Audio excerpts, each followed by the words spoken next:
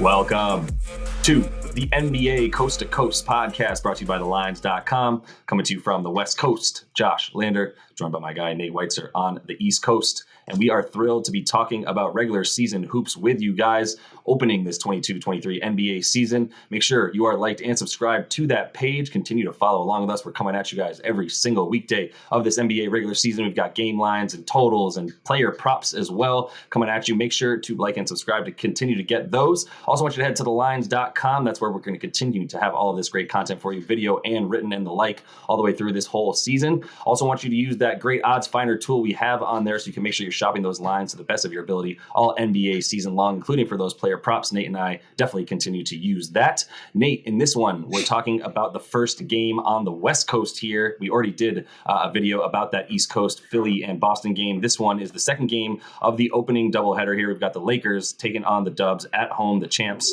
Lakers are +6, +205 on the money line there for them. I don't think we're really interested in a Golden State money line, and a total of 225.5, which as our friend Mo likes to say, that seems pretty fair. That's what I have it at as well. So I don't know that we want to start touching totals here, but I think we both feel pretty good about the Lakers covering 6 points, yeah? Yeah, I mean, I think it's the same logic used for the other game, is that you don't want to come into the season with recency bias saying like, oh, the defending champs versus a team that was horribly disappointing last year and try to say that, oh, ipso facto, the Warriors are better and they're going to win this game. I mean, there's way too many moving parts in this to feel super confident about a big bet. Let's be real. I mean, it's the opening night of the season. The Lakers have a new coach. They have a completely new identity, even though there's not that much new personnel. But the new coach is going to be putting guys in different positions, and we're going to have to see how that shakes out. And then the Warriors had that ridiculous infighting situation where that could go one of two ways. I mean, that's a classic Draymond Green snafu, right? Where it's either they're going to rally around that and he's going to come out and just, shut down Anthony Davis and do his thing, or they're going to be a little out of sorts and a little bit of a championship hangover. So, but a la kicking LeBron in the nuts and that not quite working out in the finals. Yes, we could see some of that as well, but I mean, that's why we set the odds where they are. I think the total is fair, sure, but I think +205 for the Lakers to steal this one on ring night when you have, two of the best 15 players in the NBA. Still, there was a time where we'd say two of the best 5. That was probably 3 years ago. But they are. I mean, the question is about their durability and their longevity over the course of a season, but not if you take a guy to win one game and you give me LeBron, I will take him over Steph Curry still. And LeBron came to play. I'm thinking. Calculating, yeah. If you're starting the team, yeah, I still think, LeBron, who, we talk about narratives, the bounce back narrative, and even Russ Westbrook is capable of bouncing back from all the barbs he's taken and now expected to lead that second unit. No Dennis Schroeder to interfere with his minutes. It's going to be a second unit with Westbrook and Kendrick Nunn for the most part. I mean, maybe Westy starts and then they kind of stagger those minutes and let him get the ball in his hands and get free flowing. But that is apparently what Darvin Ham has really worked on in order to try to get him effective. Because, I mean, he's effective in that circumstance. He's just not able to play off the ball and able to play off those other two guys. But so what's the scenario in which the Lakers cover here? I mean, I think that's actually pretty likely. I think the Warriors, unless they have one of their patent avalanches, are not going to cover that 6. The scenario in which they win is a big line from LeBron, and you're getting really good odds. +1100 for the triple-double at FanDuel, but +1100 for him to go 38-8 at DK, which is pretty close to what he's averaging for a while. I mean, the assists dip because the Lakers were so awful around him. But against these Warriors, he averaged 38.7, 12 rebounds, and 5.3 assists because nobody was scoring around him. But he really stepped his game up, and he closed the previous season, in fact, with a triple-double against the Warriors. Andrew Wiggins getting all those kudos for guarding Tatum in the finals, and if he thinks that it's going to go the same way against LeBron, fresh off of the offseason and his workouts, I don't think he's stopping LeBron. Draymond will be focusing on Anthony Davis. So I'm looking for a big LeBron game to at least keep the Lakers close, if not pull out the win. Yeah, my only fear with the LeBron bet is the total, but I guess, and look, I love AD and LeBron together. Who doesn't? We just don't like what happens when you throw Russ into the mix and spice it up, and we don't like what happens when you don't have wing defense and spice it up that way by dropping.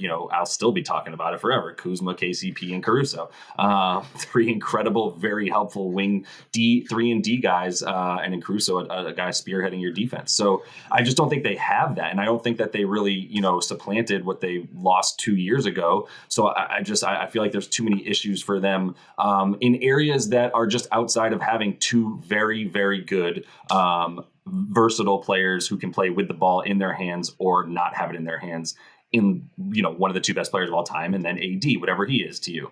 So I really think that it's a plus that Schroeder's not in. I think Juan Toscano Anderson was a wonderful pickup for this team.